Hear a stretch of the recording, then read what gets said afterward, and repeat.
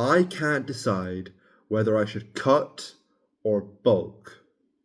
Last summer, I was checking myself out in the mirror and I looked down and I wondered why I had no abs. And I was checking, I was thinking, it's a bit weird. I wanted abs. That's all I wanted, just abs. Didn't really care about any other muscle. I just wanted abs to get chicks and have a good summer. And I thought that I was just fat. So I did my research and I found this method called cutting. And essentially, it's where you eat less calories than you actually burn.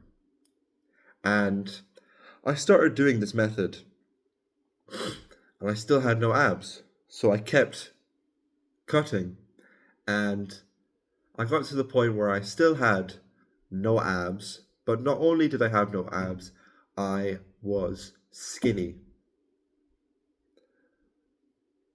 So if you want abs, train abs. That's what I do. My abs are not very prominent, but you can't feel them. There's people I know that are quite skinny and they have no abs because they don't train them.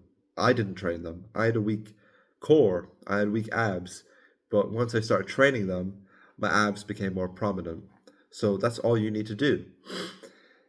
But if you were a really fat, morbidly obese person, would you cut or would you bulk? You would cut, obviously. So if you're not morbidly obese, or maybe not morbidly obese, but maybe you're not quite fat, what is the point of cutting? You're not fat. Maybe you're a little bit, maybe you're skinny fat, like you have no muscle, but you're also like, you got a bit of gyno or belly fat, but you're not really fat. You're kind of puffy like me. What I would say to you is don't cut. Because bulking is like laying the foundations of a house. You think of a house, you have to lay the foundations. You don't decorate the house before you build the house. You have to build the house first. You have to lay the foundations. And cutting is like the decorations. Bulking is the actual structure of the house. It's the walls, it's the roof, it's the floors. You don't put a chair in a house before you have walls, a floor, or even a roof.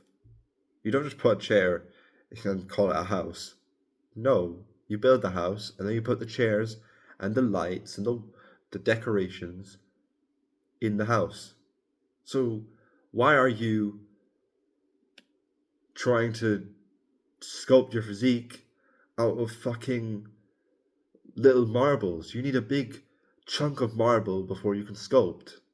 So you need to bulk up. You need to get big. I'm not at the kind of weight I want to be where I can sculpt.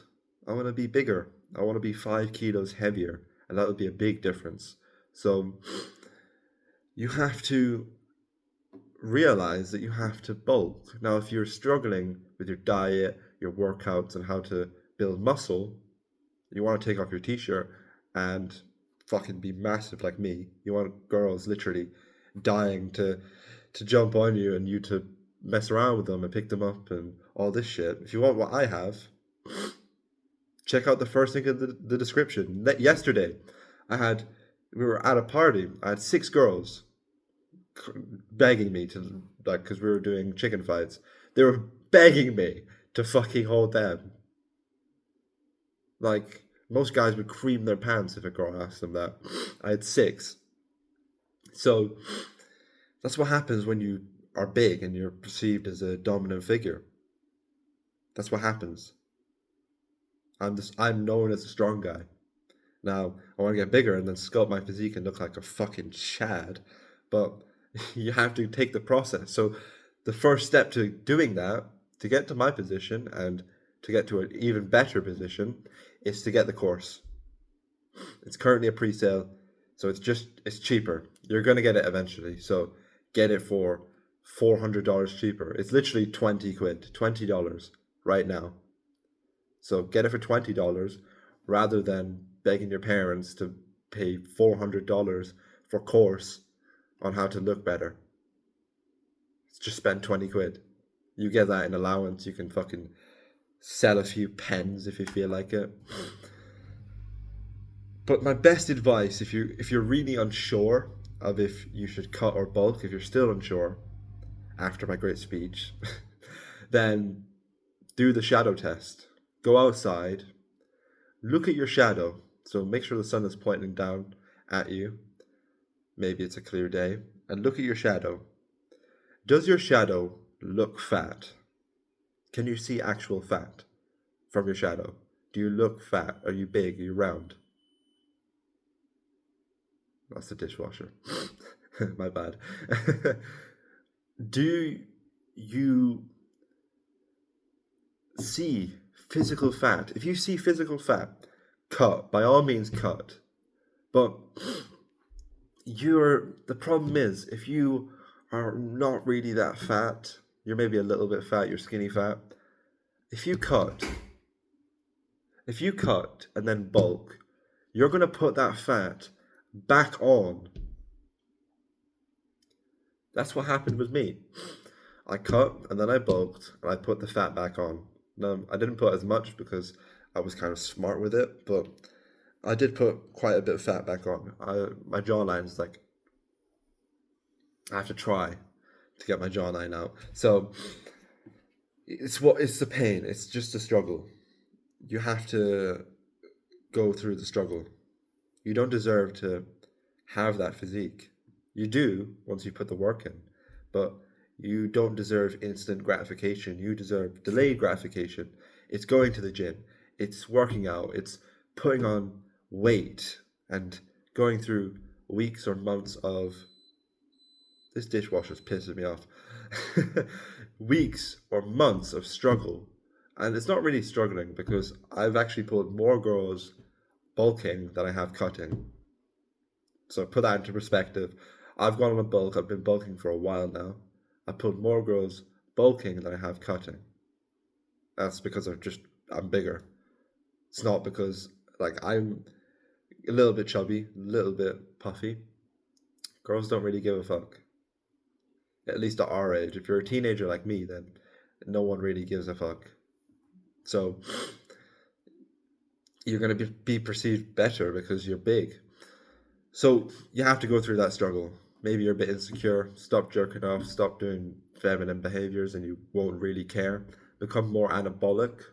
So get your testosterone up. You'll put on less fat. The best way to do that is stop jerking off and take supplements and eat eggs daily. And my point is, you don't want to be like me. Because last summer, like I said, I cut and I looked good. I'm not going to deny that. I looked good and I did get bitches. Did get chicks. And that was great and all. I looked good and I was skinny, but I had too much testosterone to really give a fuck. But I'm a fighter. And people perceive me as that. When you're skinny or kind of lean and a little bit of muscle but not much, people think you're a fighter. When you take off your t-shirt, people notice and they think they don't want to mess with you. Now that's good. Don't get me wrong. But if you can't fight, there's no fucking point of that. If you cannot fight, if you're not an MMA fighter, if you're not a boxer or whatever, it does not fucking matter.